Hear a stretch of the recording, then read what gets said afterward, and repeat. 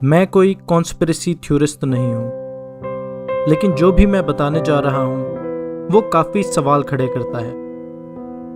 11 سال میں پہلی بار دنیا رک چکی ہے۔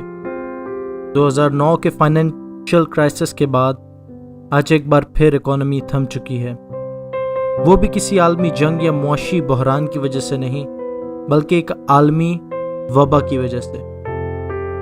لیکن اس وبا یعنی کرونا وائرس کی سچائی کیا ہے؟ بہت سے لوگ، بہت سی باتیں۔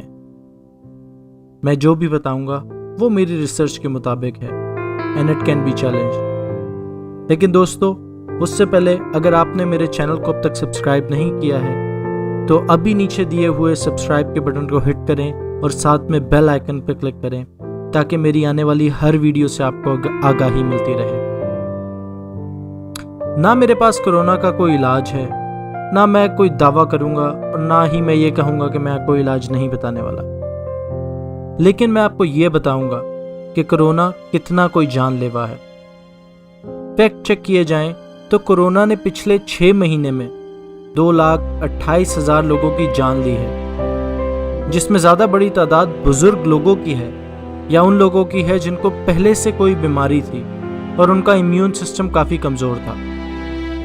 جو ایک بات واقعی ڈرا دینے والی ہے وہ یہ کہ بیماری ہیومن ٹو ہیومن انٹریکشن سے اور زیادہ بڑھ رہی ہے۔ اس کے علاوہ اگر اس بیماری کی سیریسنس کو دیکھیں تو یہ باقی کافی بیماریوں سے نسبتاً کم خطرناک نظر آتی ہے، کیونکہ اگر دیکھا جائے تو صرف 2016 میں اس پورے ایک سال کے عرصے میں دل کی بیماری سے قریباً 18 لاکھ لوگوں کی موت ہوئی، جو کہ کرونا سے اب تک ہونے والی اموات کا 9 گنا زیادہ ہے۔ اور یہی نہیں، دوسری بڑی موت کی وجہ کینسر بنی، ایک ایسی بیماری جس کا ابھی تک کوئی علاج موجود نہیں۔ صرف سال 2017 میں قریباً 9.5 لاکھ انسان کینسر سے لقمہ اجل ہوئے۔ دیکھا جائے تو شاید کرونا سے بہت زیادہ خطرناک کینسر ہے، جو انسان سے انسان میں تو نہیں پھیل رہا، لیکن انسانوں میں سب سے تیزی سے پھیلنے والی بیماری بن رہا ہے۔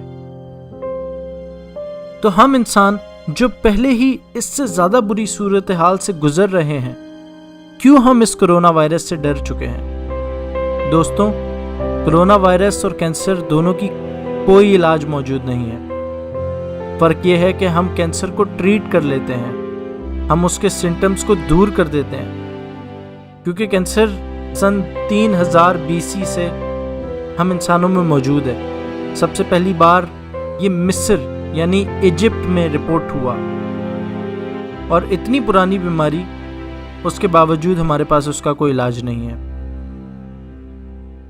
بس ہم کوشش کرتے ہیں، اور اکثر لوگ کینسر سے ریکور بھی کر جاتے ہیں، لیکن ان میں سے کئی لوگوں میں یہ بیماری پھر واپس آ جاتی ہے۔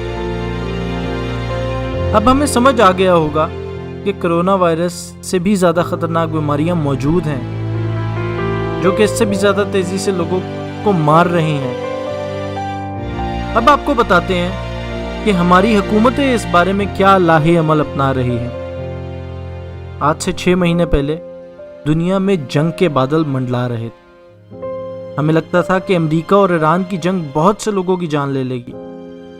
اس سے چند مہینے پہلے پاکستان اور انڈیا کی جنگ کے خدشات تھے، اور اگر آپ پچھلے 10 سال کا ریکارڈ اٹھا کے دیکھیں تو ہر سال کسی نہ کسی ملک میں یا تو جنگ کے خدشات نظر آتے ہیں یا تو کوئی ملک دہشت گردی کی لپیٹ میں تھا۔ پوری دنیا کا فوکس اچھے سے اچھا ڈیفنس سسٹم بنانے پہ، جیسا دشمن ویسا ڈیفنس، مطلب ظاہری دشمن سے لڑنے کے لیے وہ ٹیکنالوجی بنائی گئی جو شاید پوری دنیا کو منٹوں میں ختم کر دینے کی صلاحیت رکھتی۔ اب اگر امریکہ، چین اور ہندوستان کو ہی دیکھ لیں تو یہ دنیا میں سب سے زیادہ رقم اپنے دفاع میں خرچ کرتے ہیں۔ ایسے ہیبت ناک جنگی ساز و سامان اکٹھے کر رکھے ہیں کہ خالی یہ 3 ملک ہمارے جیسی 3 دنیاؤں کو تباہ کرنے کی صلاحیت رکھتے ہیں۔ لیکن آج جب خدا کا عذاب ہمیں گھیرے ہوئے ہے اور ہمارا دشمن اتنا چھوٹا ہے کہ ہمیں نظر نہیں آ رہا، ہم ڈر کے مارے اپنے گھروں میں قید ہیں۔ یہ عالمی قوتیں جو اتنی باصلاحیت ہیں، یہ بے بس ہو چکی ہیں۔ اس سے بہت سی باتیں جنم لیتی ہیں۔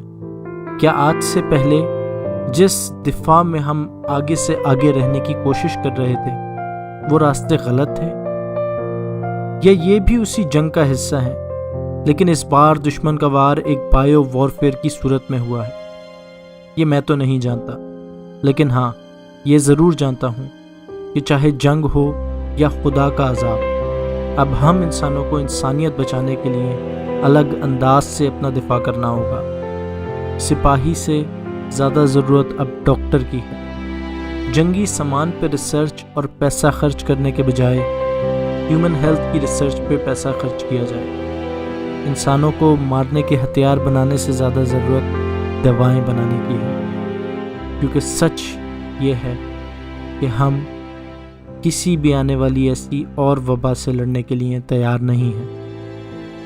کیونکہ یہ بھی ایک سچائی ہے کہ اگر دنیا میں انسان ہی نہ رہے تو یہ اکانومی اور باقی سب کچھ کسی کام کا نہیں رہے گا۔ کرونا وائرس نے انسان کو انسان کی اصلیت بتا دی ہے، لیکن کیا یہ حکمران یہ بات سمجھ پائیں گے؟